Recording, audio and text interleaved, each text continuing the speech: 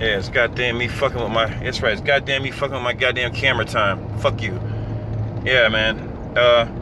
This one goes out to the so-called voices of the black community, the overly emotional, overly feminine ass motherfucking crying out loud, ain't doing shit for real vocal motherfuckers in the world out there. I just want to say this: shut the fuck up, all of you punk motherfucking bitches. Y'all let feminism empower y'all to think y'all got something to say. Y'all let feminism empower y'all to think your voice is the most important voice in the world. And I don't buy that mitochondrial DNA shit, because if I can make a black woman, then where did that fucking mitochondrial DNA come from? Just saying. This is dormant in me, whatever, fuck it. It's there, goddammit. So fuck you all. You know what I'm saying? I'm sick of people thinking this cancel culture ass talk over you because you a fucking man. I'm sick of women trying to make men uncomfortable and making them fucking feel it, making them all right with it. Like, you're supposed to be uncomfortable. Fuck you, you man. You know, like, we don't need comforts. We don't need love and shit. They can talk to us any old way. We're supposed to just deal with it. You know, I got something to say to all you women who want to be nasty and vocal and be hurtful with your tones and be dismissive. You're going to be a leftover woman. You're going to be a leftover fucking woman because either for one or two reasons. Because you talk too fucking much, or you ain't talking enough. And keep that in mind when you just putting shit in your head as you bored fucking with your fucking phone because you ain't got no real social life because you nervous and scared and hung up on some shit in the fucking past like overly emotional motherfuckers do. That's why they fuck with the most overly emotional person in the world.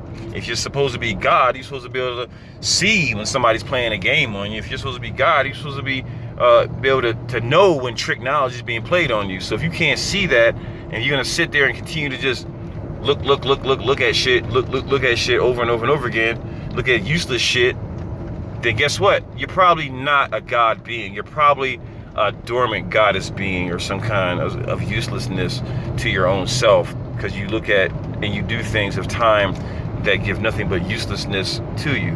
So keeping that in mind, and I'm just saying it's about people who are just overly emotional and just want to sit back and do nothing with themselves, you know what I'm saying, and want to be judgmental and for real talk over people is the most rudest thing you could do. Like, if you hear somebody out, you know, this man is a conversation. People don't have it, and that's why you see a lot of American men going to other countries, because a lot of the women from other countries, they just have respect. They don't deal with this whole masculine tone of talking. When we talk masculine amongst ourselves, we cut off each other when we talking men, but we understand that shit because that's how we talk. You know, we talk direct.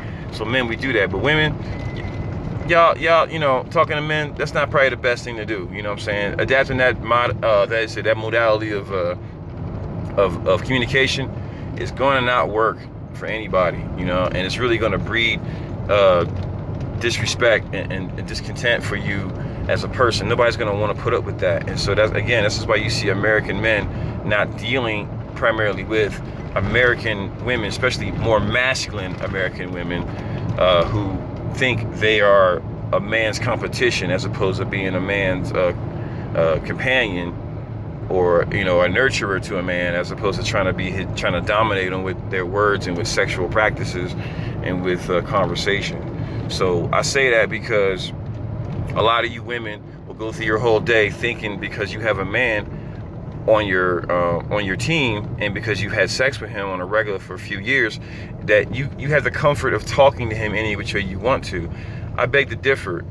Actually, the more time you put into somebody, the more respect you should be giving them, because the more time goes on, the closer your heart grows with them, and the more delicate of the situation is, especially if it's real love. If it's not real love, then you should stop dating that person once you start to feel like you need to disrespect their person or their tone with your your tone. If you think you talk over them, you don't need to be around a person like that.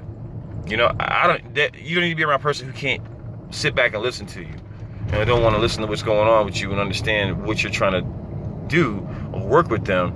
Not like this overly emotional, aggressive expression of overly emotional shit. Because that's what it is. It's a masculine expression of overly emotional female shit. And that's why you're seeing what you're seeing in all the protests. That's why you're seeing all these women things, because they have the exertion of talking out loud. They've done something. You've done nothing but talk out loud and falling on deaf ears. I'm sorry, there's too much noise, including this. There's too much fucking noise going on for you to actually comprehend anything of sense.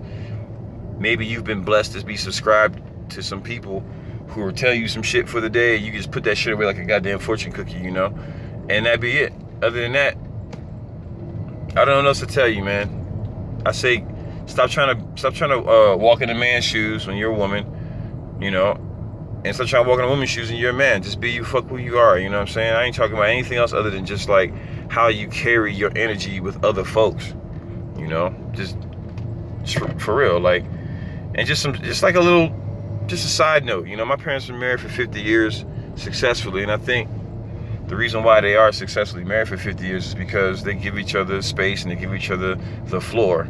They don't talk over each other, and this is like playful or jokingly or something, some bullshit, whatever. But that's why they're still, you know, vibrant and married for 50 years, you know, because they give each other that. And I don't even know, I don't understand anything less. This is why I have my friction in today's society, because I don't understand that aggressive talking unless somebody's mad and about something and then they come back to understand. I understand that, but you know, things you should have a good reason, you know.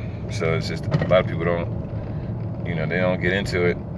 They just kind of be judgmental and think everybody's trying to drop the mic on each other all day. They're all trying to drop mics.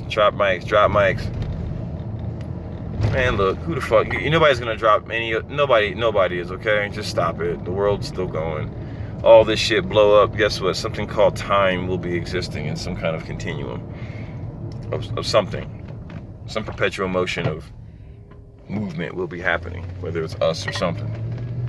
So, don't mean to rant, don't mean to have a long video, but just all relevant shit everybody should pay attention to. Please respect each other if you want the best out of each other. And please listen to each other to show that you honor those, especially those who you are spending your most intimate time with on this world, because you feel like you love them as much as you say you do and as much as you feel you do. And if you feel like you don't have to respect them after being with them for a few years, then you should separate. Then you should give yourself at least time away from them or a life away from them. It's up to you, however you feel the depth of the friction is. Compassion is key. Peace.